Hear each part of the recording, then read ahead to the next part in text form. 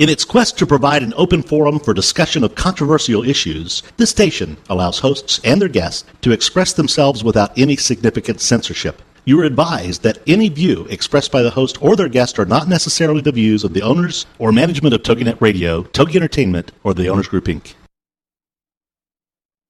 It's time for Motherhood Talk Radio, the most powerful voice in women's issues today, with Sandra Beck and Christy Holly. Ladies, Motherhood Talk Radio is here to give you a powerful platform by giving you interesting, inspiring, and influential information as you navigate everything from childcare to corporate formation. Motherhood Talk Radio has interviews with best-selling authors, gurus of happiness, and women of interest who every single day make our world a better place for our families.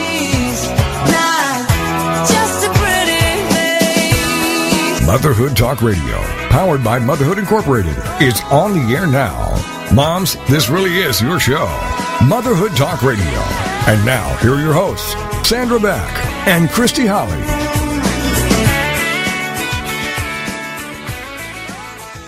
Hey, mamas, this is Sandra Beck, and I'm here with Christy Holly. Hey, you. And I'm here with Rick Swanson. Hey, ladies. Hey, ladies. Hey. I didn't say it that bad. Welcome to the show.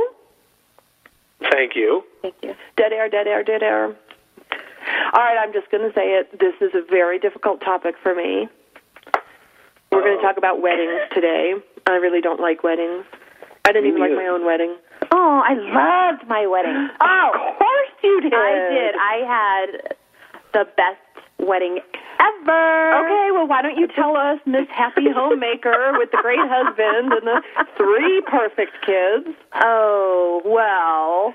Well, let me give the lay of the land here first. Yeah, okay, today we're going to have a show about wedding. It's the Wedding Marriage Special, and it's going to be with myself, Sandra Beck, Christy Holly, and Rick Swanson, and we are all going to have different point of views. I will handle the part of the bitter divorced woman. Yoink. Yeah, you're a happily married woman, so just shut up until I tell you it's time to talk. All right. And then Rick gets to play the cynical single. Oh. Can I just be the happy, free, loving life single, or no? No, because Christy's very happy, free, and loving life, and that makes for sucky radio, I got to tell you. I'm happy. My husband's wonderful. My kids are perfect. Woo, look at me in my big, clean house. My house is not clean right now. Okay, compared to my house, it is super clean. Well. All right, so go ahead, bore us with your happy wedding. And actually, let's talk about why we have the wedding show coming up. Let's do that first. Okay, first of all, Robin, who is our marketing manager and the co-host of our sister show, her daughter is getting married. Oh. She was proposed to a couple weeks ago, so we are very, very proud to announce her engagement. Yay. Emily Frances Boyd, and she's going to have a really cool, new last name. It's French. It's like Poirier or something like that. Oh. So she'll go from Boyd to Poirier. Congratulations. That's awesome. Yay. Congratulations, Emily Frances Boyd. And then for the woman who hates weddings, I went to a wedding this weekend, or at least a wedding reception, which had really good food, and I did stuff myself.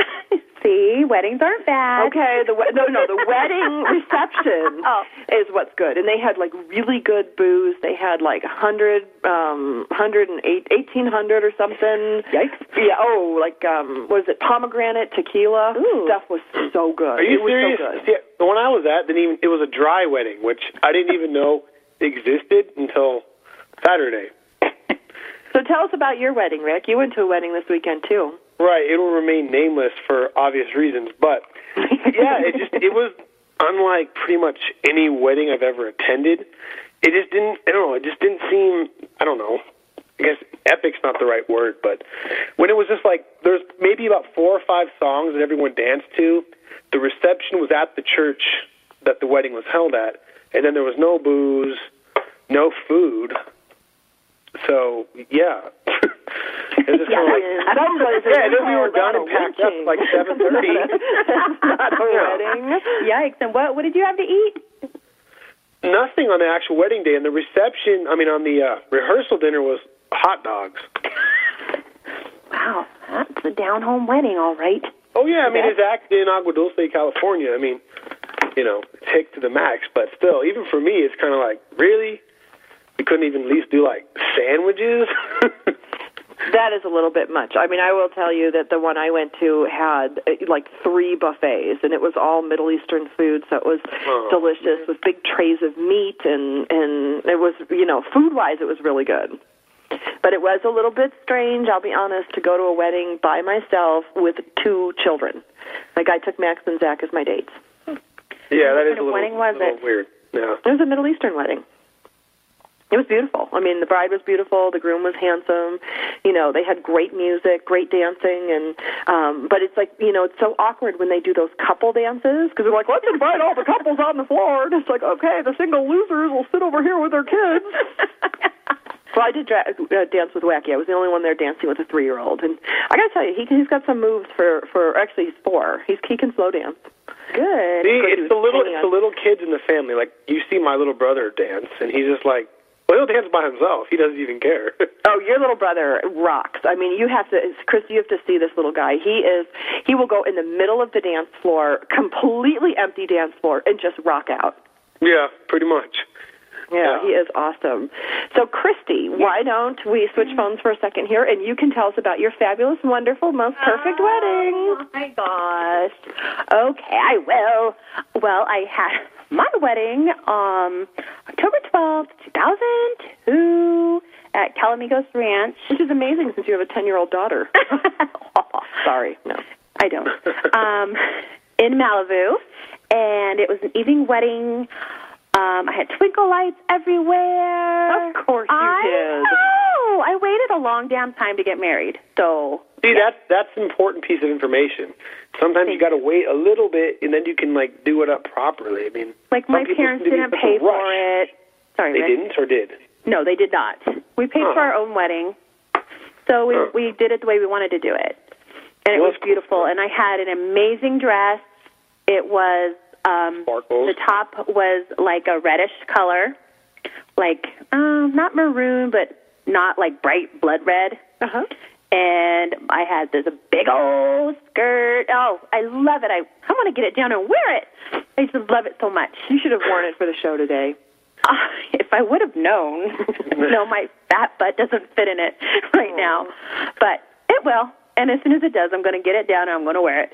You're going to wear it around town? No, not in Acton. No. Oh, you went down to I'm just going to wear it around my house. Oh, as you've seen? Nice. Yes. Beautiful. Yes, I will. Oh, it was just, everything was perfect that day. It was just amazing. I felt good. Greg looked good. It was just perfect. The place where we had it, it was in, I forget what room it was, but it had, waterfalls on the outside. So you could hear the water coming down, and inside there was a big fireplace, and it had that smoky, yummy smell in there. It was just so comfortable, and it was so fun. We had so much fun. We danced, and we drank. Well, I didn't hardly drink, but we danced, and it went by so fast, like they always say. And you never believe people when they say, oh, enjoy your wedding, because it goes by so fast. It does.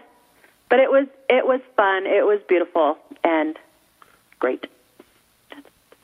Wow, it sounds boring radio. Perfect. Got to tell you, boring. Your middle name One thing that Cinderella. wasn't boring at the end when we left, everybody left, and Greg and I were there, and we go to leave, and we were like, who has the keys? One of my friends, one of the bridesmaids, took off with our keys, so we were stranded. We were stranded at the place. Everybody had left, so we were left there. So we were. Everybody else is going back to the hotel to have a good old time, and we were just stuck. So that was the only thing that was wrong. So okay, that was pretty lame. I know. All right. Well, my wedding, was less than perfect. One of my bridesmaids sat on my mother-in-law. She did. She got so drunk, and she's like, I love you. And she went and sat on this lady, and then she came back, and she's like, who did I just sit on? I'm like, oh, my mother-in-law. It was different. My bridesmaids were a lot of fun, put it that way. They were dancing and drinking some more, and then dancing, and it was a half Catholic, half Jewish wedding, and so there was a lot of unique music there. And then just because I am who I am, the woman who married us was my college roommate, who happened to be an African Methodist Episcopalian minister. Sweet. So she came in her African garb. Seriously, yeah, she had a robe on and like a full African prayer shawl with her big bald head. And you could have heard a pin drop because she walked down first. And then people, like especially like more on one side of the family than the other, let's just not say which side of the family, but they were just, catching flies. Their jaws were open. They couldn't even believe what they were seeing. And we had to work really hard in this wedding because we have both religions to honor, and I was very serious about honoring, the Jewish side and honoring the Christian side. So in order to make it even, we decided we would use the word God instead of like Lord or, the different words that are used for God. So PJ, who was the minister, was so funny because we had to rewrite everything so it would work for both religions. And at the very end of the ceremony, she looks up and she starts going from rote memory. And she goes, I would like to bless this union in the name of Lord Jesus Christ. And then she says, scratch that. She's like, God. And she like puts her hand up like, she's giving the high five. And boy, people were just stunned. That does sound somewhat bizarre, though, to be fair. Well, it was fair, It was nothing else but fair. Right. And, it was definitely a unique wedding. It was a lot of fun, though. It went till like 3 a.m. Everybody drank and danced, at least on my side of the family. Get enough Polish people together with a lot of booze. And Amen. Pretty much all you need. Amen. All you need. Yes. It's all you need. So, Rick, we've got about a minute before we have to go to break. What was the highlight of your wedding this weekend? We know mine was the food. The highlight, well, I did manage to supply some of my own booze, which became a hot commodity really quick. I had the parents of the bride and the groom trying to get stuff for me. Other than that, probably leaving. But 7:30 p.m. we were done, wrapped up, and what the hell are we going to do now? So, yeah. Wonderful. Well, you know what? My name is Sandra Beck. I'm the host of Motherhood Talk Radio along with Christy Holly and Rick Swanson. When we come back from break, we are going to talk about the pros and cons of getting married, and Christy's going to give her happy, perfect insight. And Rick's just going to be Rick. So come back after the break.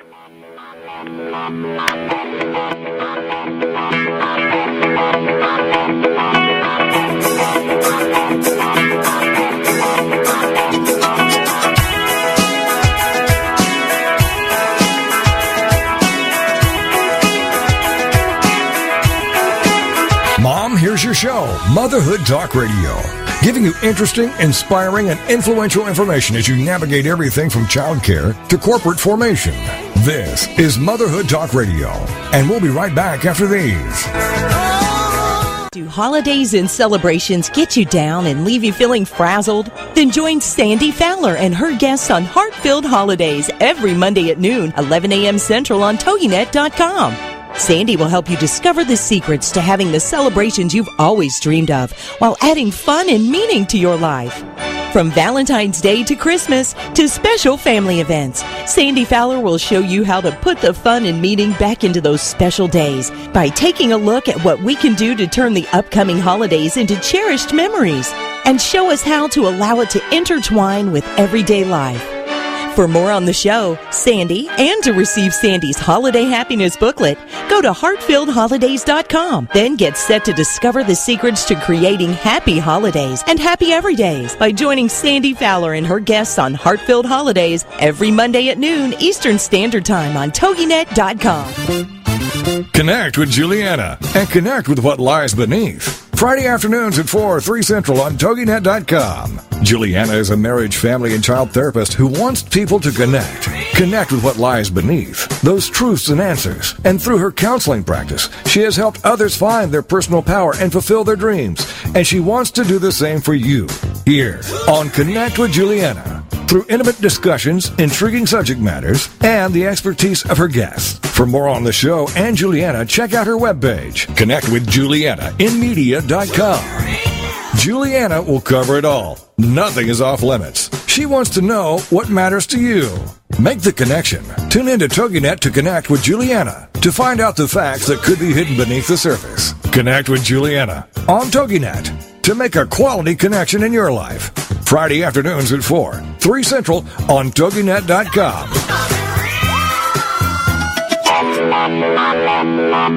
Welcome back to Motherhood Talk Radio, the most powerful voice in women's issues. For more information, check out the website, motherhoodtalkradio.com.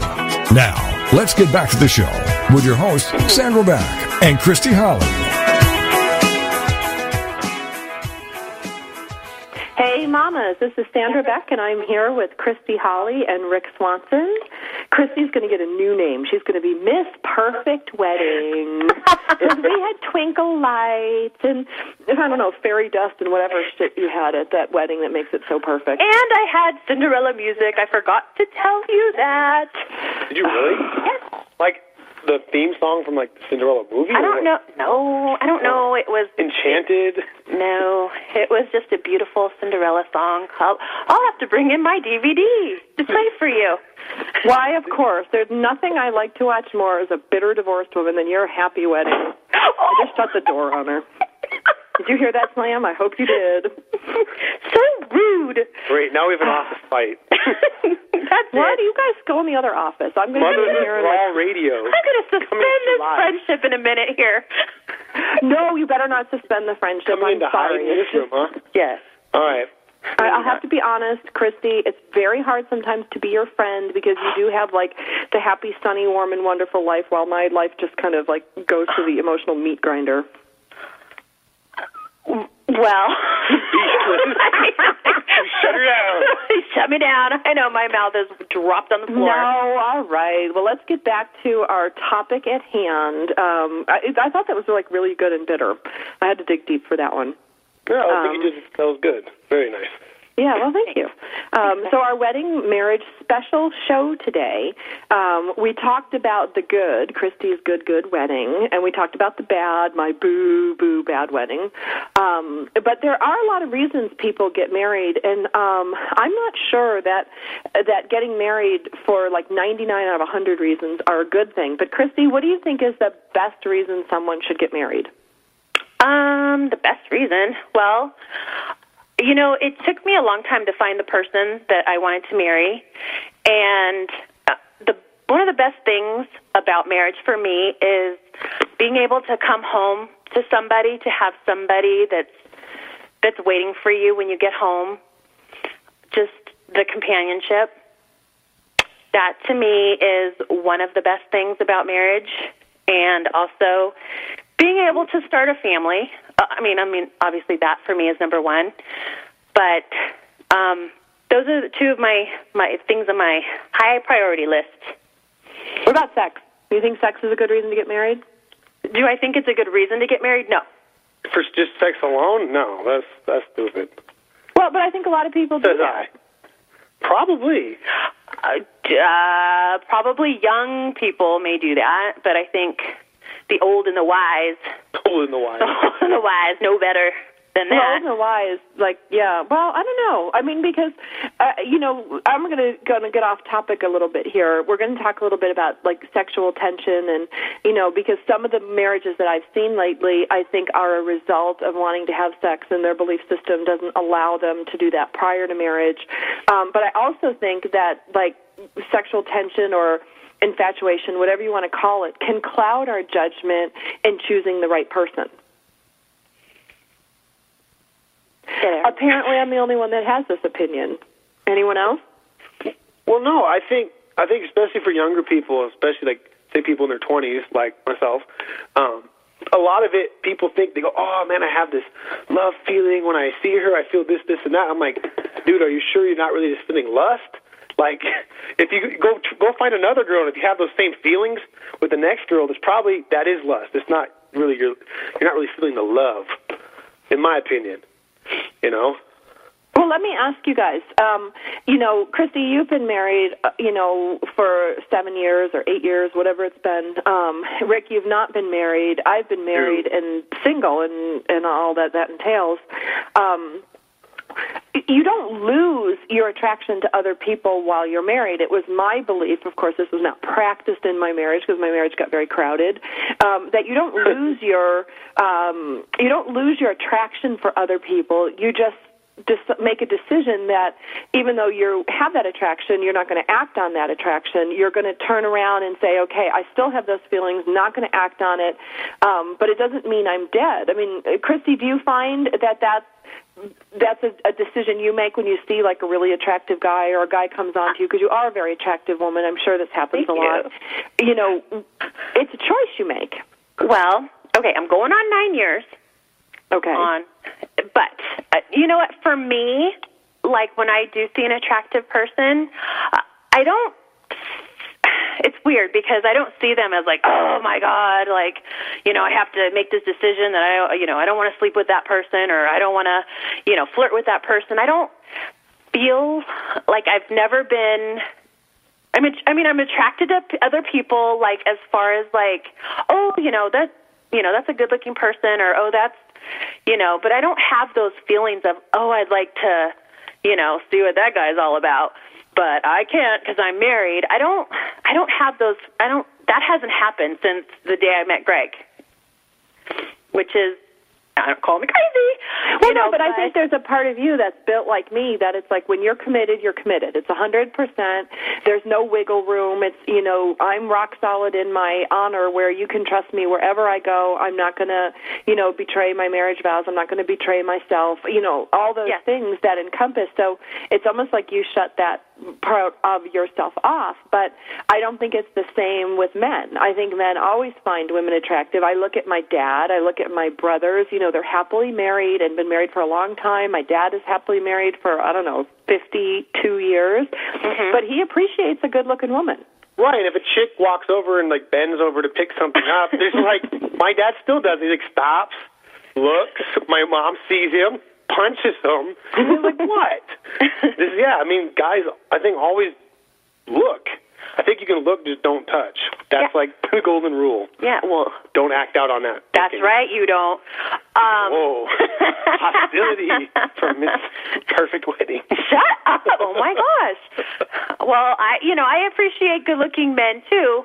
But like you said, there's the loyalty factor that knows that I would never do anything to jeopardize my perfect marriage, like I wouldn't dream of doing anything that would put my marriage in jeopardy. Not even dream? Not even dream. Wow. Really? Christorella, you wouldn't even have a dirty dream? No. I would. Well, I can't control my dreams. See? Can't control the subconscious.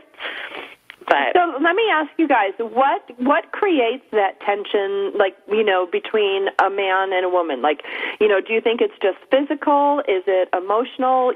What is it that, like, causes that attraction between, like, one man and one woman? You want to answer that, Christy? Well, that's hard for me to answer. I'm going to pass to Rick while I think about it. Okay, the lady who's been married for 9 years with the perfect wedding passes on to the dude who's never been married. Okay. Anyway, I don't know. I think honestly there are multiple components to that tension. I think there is a strict like physical attraction, but that may be somebody you see somebody biking on the gym. You're like, oh wow, she's hot. Yeah, I'm attracted to her. Then if there's another level when you actually start to get to know the person, you're like, oh cool, they like doing these things that I like to do, or they have some similar interests, or even the mental component, which I used to write off when I was a teenager. But if somebody's completely mentally just devoid of any mental capabilities, to me that's a huge turnoff too. So somebody who's also mentally stimulating also does add to that, like that sexual tension, I think, for me. Well, I think you're right. I mean, I think back to this professional hockey player that I dated, and he would work out like 4 or 5 hours a day, and then when he was done working out, he would run. And I mean, to be honest, I don't think he ever picked up a book in his life, and our dinners would be so unbelievably boring. I mean, he was beautiful to look at to the eye. He was a great athlete.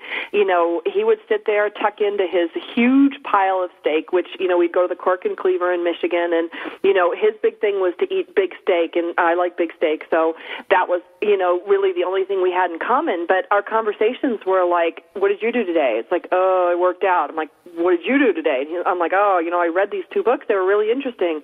And he'd be like, oh, okay. And that would be the end of the relationship, because there really wasn't anything to talk about. And I think that, like, the deeper you get into a relationship with someone, if you don't have that mental game that Rick talks about, I don't think it can be sustainable. And I think there's a huge difference between, like, just wanting to get together because you're attracted to that person, and then the person you want to spend, like, day in and day out. I mean, Christy, you guys have the day in and day out covered. Yeah, we do. And if you didn't have that emotional bond beyond the physical attractiveness, what else would there be? That would be it would be very, it wouldn't be much of anything, to be honest. So, I mean, I'm glad that we got to know each other before, you know, we took the next step and developed those emotional bonds and built a foundation, and things are going really well. You know, it's interesting that, you know, we've got some people listening in today, and one of the comments that came in, it says, tell Sandra that after 34 years of marriage, no one else makes me tingle like my husband. I mean, that's Robin. Oh, is that Robin? How'd you know that was Robin? Yeah, you're right, exactly right. Because... Well, they do. They have an amazing relationship, Robin and Steve, and I just think, you know, that we could all take a lesson from them. They are, you know, best friends in life, best partners. I mean, they just really are an amazing couple, and I want to, you know, put a tribute out to a couple people before we go to commercial break. I want to talk about my mom and dad who've been married for 50 years. Christy, how many years have your mom and dad been married? Well, good question. Okay, a really long time, and then really long time. Yeah, really long time. And then for Rick's mom and dad, they raised 7 kids and have been married at least, 25, 26 years. These are some amazing relationships that we can only aspire to. My name is Sandra Beck. I am the host of Motherhood Talk Radio, along with Christy Holly and Rick Swanson. We are talking today about weddings and marriages and relationships. When we come back from the break, we are going to talk about some do's and don'ts in getting married, and some things to do if you want a successful marriage.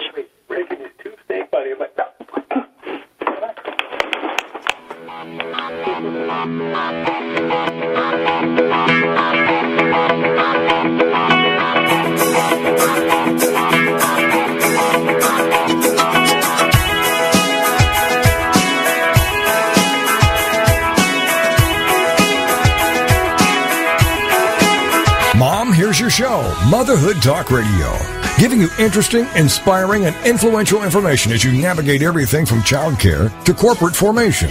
This is Motherhood Talk Radio, and we'll be right back after these. Adoption, Journey to Motherhood with Mary Beth Wells. Monday mornings at 9, 8 a.m. Central. This is not your typical show about adopting children. This is a shared experience from Mary Beth's heart. Mary Beth will be talking about and covering all the issues pertaining to adoption, including adopted parents, birth parents, adoptees, foster care, and infertility. So, how did your journey to motherhood begin? Or are you still on the path? We want to hear all voices sharing their stories and talking about those issues that are so dear to our hearts. You see, Mary Beth is a birth mom that relinquished a child for adoption and ended up coming full circle by adopting 2 beautiful little girls from Guatemala. And that led to her starting a doll company about adopting baby dolls from all around the world so that children could choose their own doll and learn about that doll's heritage. For more on Mary Beth and her dolls, go to preciousbabydolls.com. Then join us for Adoption, Journey to Motherhood with Mary Beth Wells, Monday mornings at 9, 8 a.m. Central. Remember, the heart knows no boundaries. Parents, if you feel overloaded, overworked, underappreciated, and seriously stressed out, The Parents Plate is here to help you. The Parents Plate with Brenda Nixon. Tuesday mornings at 10 a.m. Eastern, 9 a.m. Central on TogiNet. It's time to build stronger families through parent empowerment. And that's what The Parents Plate does. The Parents Plate understands the busyness of life and balancing child rearing and other commitments. Brenda Nixon will be talking to noted experts and authors on all issues, from teething to teen driving. Brenda Nixon is a nationally recognized speaker to parents and child care professionals and author of the award-winning The Birth to 5 book. From Fox 4 in Kansas City to schools and synagogues to businesses to bookstores, conferences to churches, audiences rave that Brenda engages, educates, and encourages. For more information on Brenda and her books, check out her website, BrendaNixon.com. The Parents Plate is loaded with information and affirmation. The Parents Plate with Brenda Nixon. Tuesdays at 10 a.m. Eastern, 9 a.m. Central on TogiNet.com. Welcome back to Motherhood Talk Radio, the most powerful voice in women's issues. For more information, check out the website, motherhoodtalkradio.com. Now, let's get back to the show with your hosts, Sandra Beck and Christy Holly.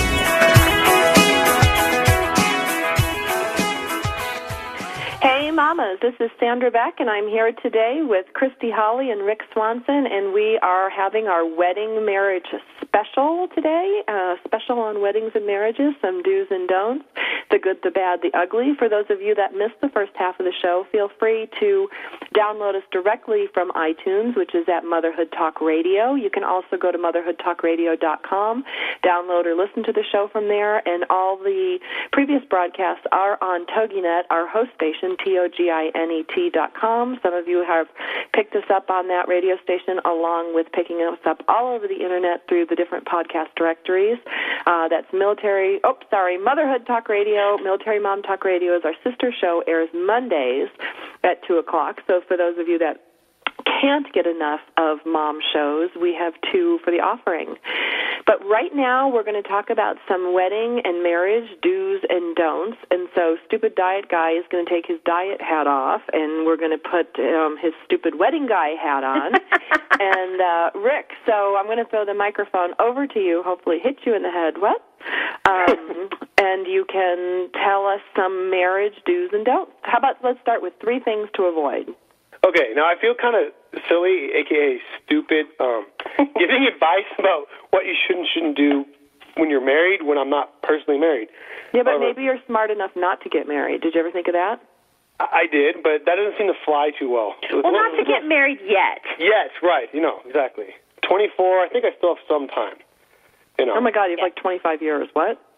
Well, there you go. See. Well, the number one thing, I've been looking at some of my friends who've gotten married already, and they're about 23 to 25 years old, and just jumping into getting married. And I'm like, I think you can't jump the gun, in my opinion. And like, you don't consider all the work, effort, financial stability you need to actually make it successful. But number one, I think, for me, don't still be at home living with your parents when you decide to get married. This is like, to me, it's a recipe for disaster. It's just like, all right, you're going to be the head of your household. You're supposed to be the man, and you're listening to another man, your dad.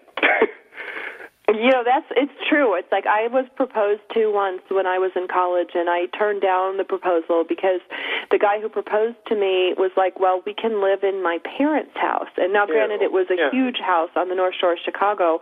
He's like, we'll have our own wing, and we'll have our own area. And I'm thinking, I haven't lived, 5 years on my own, paying my own bills to go live in somebody else's parents' house. I mean, how do you do it with your in-laws, like, down the hall? Yeah, I don't know. That completely baffles my mind. Like, I know my parents, they're like in bed at 8:30 to 9 o'clock, and I'm usually up to like 2 or 3 in the morning. Just that alone, this is not going to work out. And say you're doing something, it's like, hey, keep it down in there. Or, I mean, like, I don't know. Well, I don't think anything's going to go on, at least with me. I don't think I could do that with my parents or anyone else's parents, like 2 doors down. Right, but don't you think that's going to put, like, a damper on the whole marriage thing? Like, it's going to start creating some problems, I think, right off the bat. I think so, because it's like, how do you bond as a couple? I mean, like, make meals together, hang out in the kitchen and talk, or, snuggle by the TV, you just look over and, like, there's your mom sitting next to you knitting a sweater, or, and then she wants to watch Lifetime, so you have to change the channel. And then your dad comes in and takes the remote and said, no, we're watching the news. Or even worse, your dad walks around in his boxers, and you're like, and then he says things like, she's family now. Yeah, my dad did that even with people that were not even that close to us, so I can't imagine if I was married what he'd be comfortable with doing. What do you think, Christy? I think you should not still be living at home with your parents. Yeah, I think that's good advice. However, I think a lot of people tend to move back when they're trying to save money. So, to buy a house, or a lot of people. I've known several couples that have moved in with their parents after being married, because either they didn't realize the financial responsibilities of, what happens when you get married, or they're like, didn't have enough money to buy a house, and they've just gone from, gone back to the home nest to for financial relief. But that's another one of the things I actually jotted down when I was thinking about it. It's like people, they seem, when they get swept up in the whole emotion and the love, I love you so much, getting ready to get married, that you neglect, like, the seemingly mundane details. Like, how much money do you have in your bank account? Where exactly are you going to live? How much is that going to cost? What does your insurance cover or not cover? Like, is your job stable? Do you have promotional opportunities? I think a lot of that, people just, like, throw it by the side, and they're like, we'll figure it out when we're married, we'll just work out our problems. Yeah, I think a lot of people do that. You don't really think about all that other stuff. You think about, it's almost like playing house. Right, like, but it's not a game. It's serious. No, I know. I'm just saying, it's like, when you're younger and you have the idea of, oh, my gosh, we're going to get married and we're going to have a house and we're going to do this and this and this. And it's all like a fairy tale. Right. Until you bake oven. Until you start like, oh, my gosh, I have to buy toilet paper. I mean...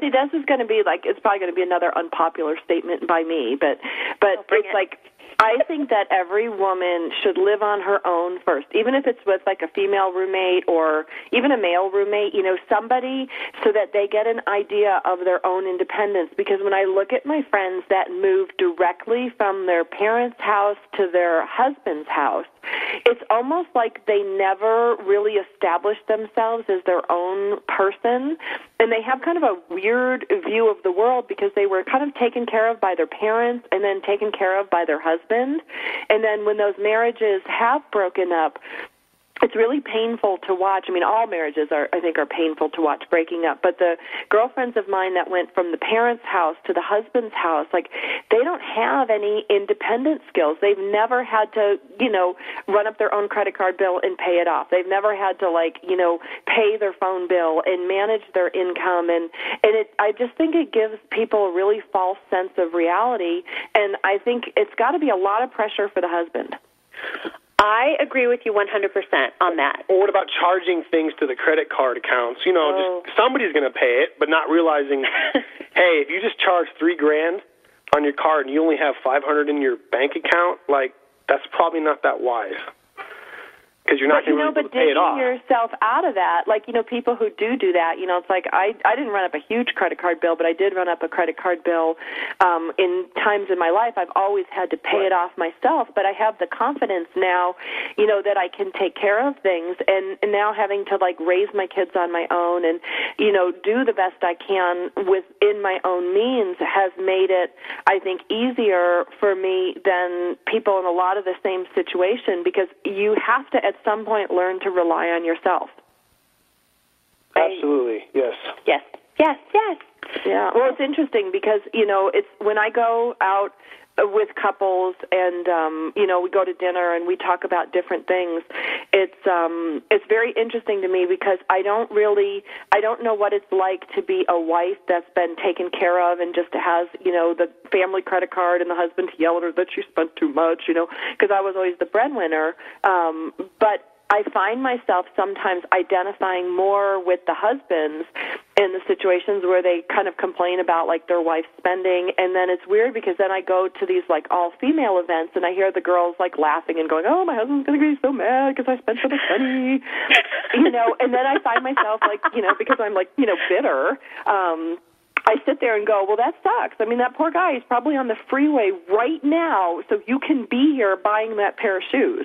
But it's a really interesting position to be in as the breadwinner and then as the woman, because you identify with both sides, but then you also don't fit into either side. Wow, that makes sense. Yeah. Makes sense when you put it out there like that. It is. I mean, but I think, Rick is right. It's like all these mundane details, the day-to-day things, the gas bill, the electric bill, who's going to go do the shopping. Like, this is one thing that I've seen, too, in a lot of my relationships with my friends. In the traditional relationships, there seems to be a distribution of duties that follow, Christy, you are responsible for the household. You are responsible for the groceries. You are responsible for the cooking and cleaning. I see Greg do the yard work. He brings in the income. There's clearly defined roles for the two of you. You as a stay-at-home mom have your role defined for you. I think it gets really difficult when you have like a female breadwinner or a female executive, and then you might have two executives. You usually hire like a third party like we did, to handle a lot of the domestic chores, but it's like, where does the line between child raising and housekeeping end when you're a working woman? That's a good question. And it's like, so if you are two people getting married for the first time, a lot of this stuff isn't defined. And I don't know, Rick, do you know, is this covered in marriage counseling, or Christy, do you know? No, I don't know.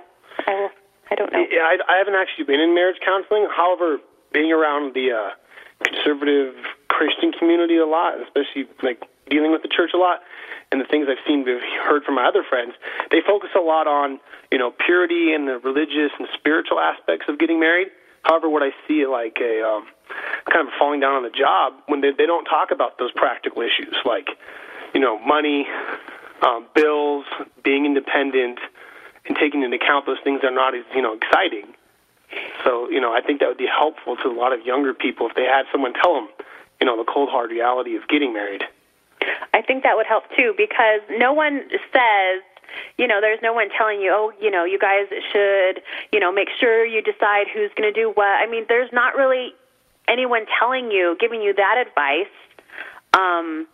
You're getting all this other advice about how you should start a family right away and how you should, be doing all these other things, but not the true jobs and responsibilities that come with running a home. Hey, Christy, hold that thought. We're about ready to go to break. My name is Sandra Beck. I'm the host of Motherhood Talk Radio, along with Christy Holly and Rick Swanson. Today we are talking about the wedding and marriage special, Love and Relationships. We talked about some marriage do's and don'ts. For those of you that missed this segment, feel free to check us out on iTunes under motherhoodtalkradio.com. You can also go to our website, motherhoodtalkradio.com and toginet.com. We will be back after the break talking about things you can do if you want a successful marriage.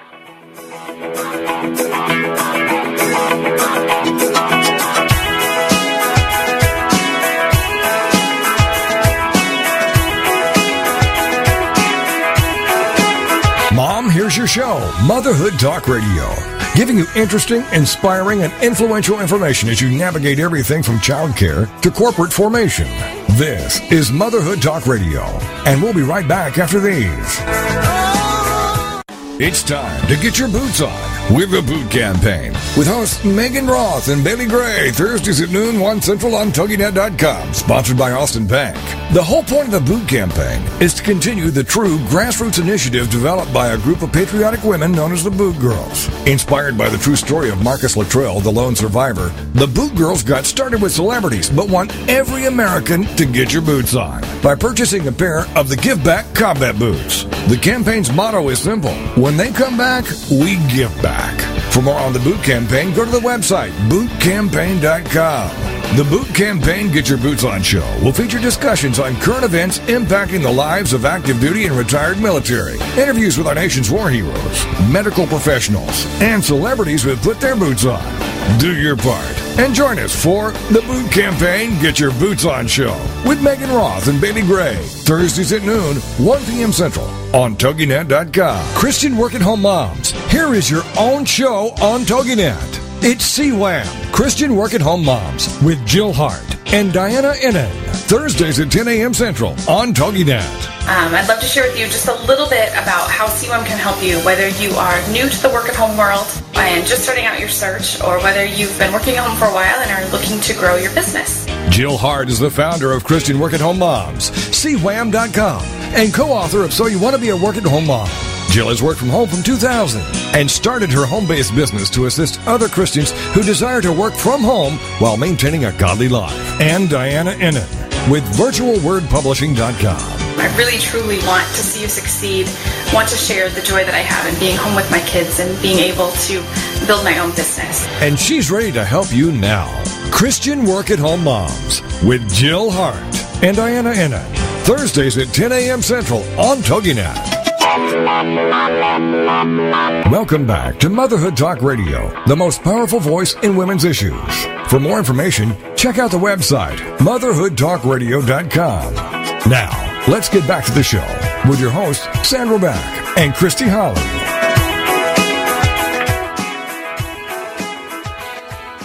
Hey, mamas, this is Sandra Beck, and I'm here today with Christy Holly, who will now be known as Christarella, for her very happy wedding, her perfect life with her handsome husband, and her twinkly, whatever, fairy lights, whatever the hell it was we had at the wedding.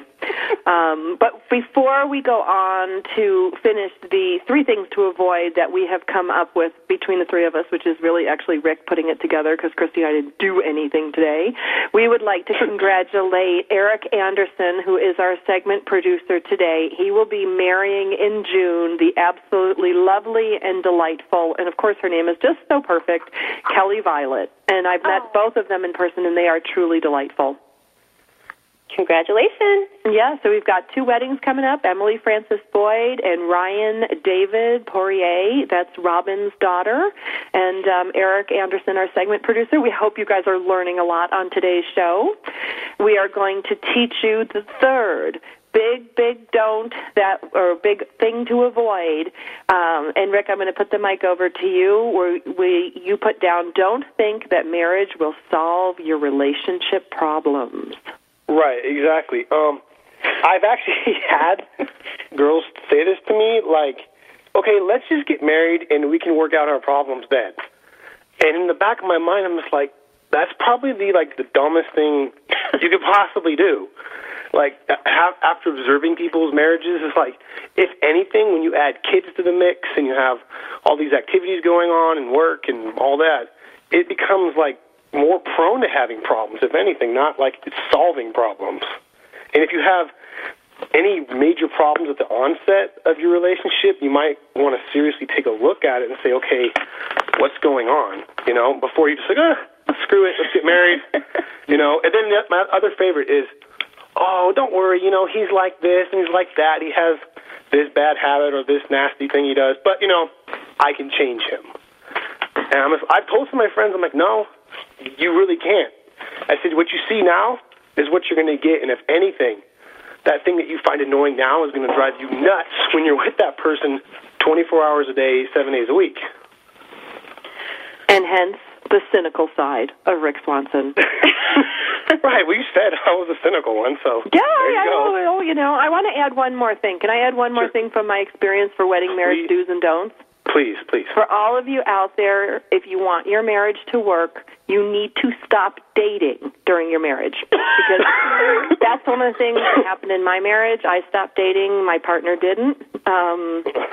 And that makes it very difficult. If one person's married and the other one's married and dating, that has to stop. And also sleeping with other people. That probably should stop too, right? Yeah, well, that kind of goes along with dating because I don't think you date during your marriage without intent.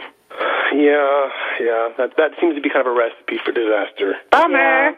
Bummer. I know. It's like, why can't you get married and continue to date? I don't know. You'll have to ask somebody I used to be married to. Anyway, let's go on to things to do if you want a successful marriage. Now, Christy, you have a very successful marriage. You have a beautiful husband, beautiful children, great house, la, la, la. Okay, you want to give us some advice on how to have a successful marriage? Well, I think one of the number one things, and don't get me wrong, because, our marriage I don't think anybody's marriage is perfect. We all have ups and downs. There's always some arguments, there's disagreements, there's things that you just can't agree on. But I think one of the number one things that you have to do to have a happy and successful marriage is communicate. Communication is key. You have to, if you don't know how to do it, you have to learn how to do it. You have to be willing to work at it. It's one of the most important things that you'll ever do in your marriage, is what I think. I think so. I mean, even though I've had the disaster marriage, I'm looking forward to my next marriage. The one thing that I learned, I learned a lot of things from my failed marriage, but the one thing that I learned and that I see over and over with my friends and is that my advice would be to always treat your husband or wife like you would your best friend. Because the one thing I see, it's like, you might live together and you might spend, all this time together, but I watch my girlfriends treat their friends like me and their other friends with care and concern and dignity and respect and, all these great things. And then the way they talk about their husbands in public, the way they treat their husbands in public, and sometimes it's, the husband treating the wife that way. It's like, if you treat your wife or husband like you do your best friend, I can't see how that marriage would fail. Right. I agree with you. And I think you have to look at the other person's needs and try and put them, I would say, before yours, and they'll do the same for you. So both of your needs are getting met, and I think that's really important to pay attention to that. What do you think, Stan? So. Well, absolutely. I mean, okay. Actually, no. I'm going to say there comes a point in a marriage where it can't be one person, 100% or 80%. A marriage takes two people to be vested in it for it to work. And I think, as corny as it sounds, if each person is giving 120%, on the days they fall down, because we're not perfect, the marriage still stays. But if you're constantly giving in a marriage and doing and providing and the other partner isn't, you run out of gas because you can't continually give to your partner without getting something in return. And not that you need to, make it an even Steven, that you get this, I did this for you, you do this for me, kind of keep score thing. But two people have to both be involved in the marriage, or the marriage is really unsatisfying. And I have friends who have been divorced and have told me that being married in a relationship where the husband is not vested in that relationship is like the loneliest place on earth, because they've made this marriage commitment, they've made this vow, because of that, they have no other way of getting their needs met, so their hands are tied. So, yes, communication is important. Yes, it's important to put the other person first, but I think that if there's not a give and take of putting needs forward between both people, that to me is a really difficult situation to be in, because you have to have something coming back to you or you can't keep going. No, I agree. When I said that, I meant both of us putting each other's needs in front of our own the same time. Oh, okay. Sorry. I was just thinking because mostly as women, we're, raised as nurturers and caretakers. We take care of our kids, the house thing. And it's also socially unacceptable in a lot of arenas for the wife or the woman to really talk about what she needs. It's like, especially when you look generations past, it's like, well, I'm the husband. I'll tell you what you need.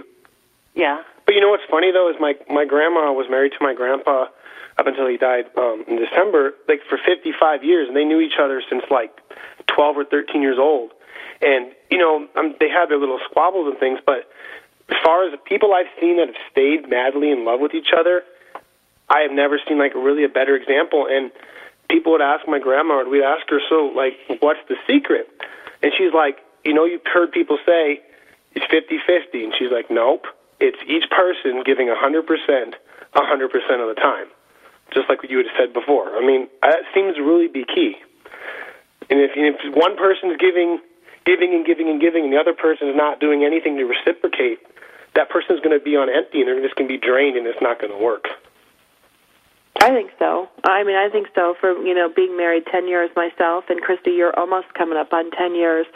It's a lot of work, to go through better or worse. I think we take that cliche as just a line in a wedding, but, you are married for better or for worse, and I think that in a disposable society that we live in, like if someone's iPod breaks or, my camera breaks and, we just kind of dispose of it and get a new one, we don't really focus on, how to make a relationship work and how to have a successful marriage in the long run. I think, when you look at the divorce statistics, I think it's something like 60% in our country alone. That's an unbelievable amount of divorces. Anybody going into law should probably be a family law attorney. There'll always be work. But true. Take it into consideration. Yes. But sadly, that includes the religious community, too. That's 60%. It's across the board. It doesn't matter whether it's faith-based or not. The divorce rate is, shockingly high. But do you think that's really because, in years past, I look at women, getting into the workforce and having a disposable income. For me, it was an emotional decision to divorce, and I knew I would take a financial hit. But at the end of the day, when I look at the women of generations prior to me, they didn't have the ability to sustain themselves. They didn't have the ability to make their own living on their own. So they have to turn around and stay in a relationship because they marry a lifestyle. I guess. I don't. That makes sense, but. Christy, what do you think?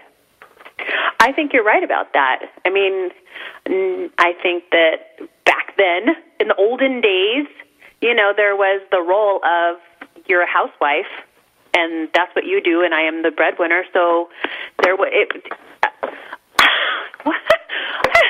I don't even know what I'm talking about right now.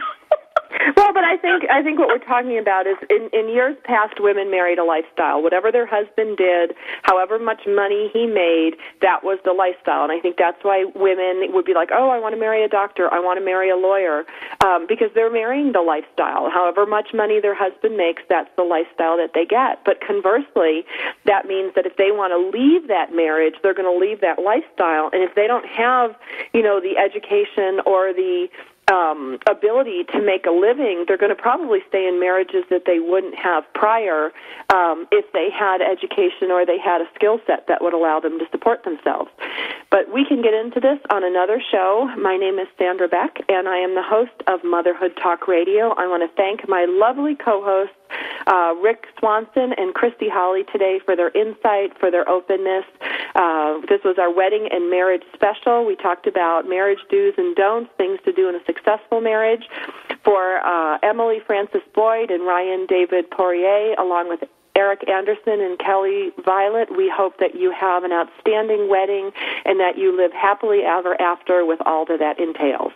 We will be back next week with another show about love and relationships, a part of our series. We will also be checking in on the Fit to Strip Challenge, and I'm going to leave you with this thought.